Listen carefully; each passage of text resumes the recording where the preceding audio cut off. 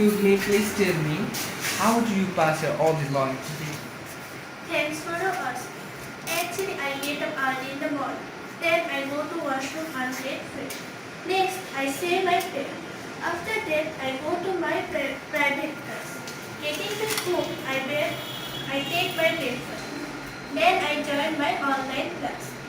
In the noon, I go to washroom and get fresh. Next, I say my prayer. Then I take my lunch and take rest. After that, in the evening I usually take my bathing prayer. Then I take my lunch and then I take my snack and start my homework. Completing it, I study reference book and enjoy television along with my parents.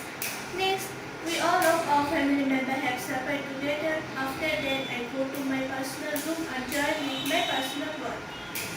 And finally, I go to my bed and that's all. Okay, so thank you very much. Now, May I come in?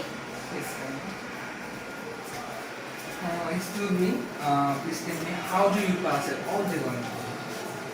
Thanks for your asking. Actually, I get up early in the morning.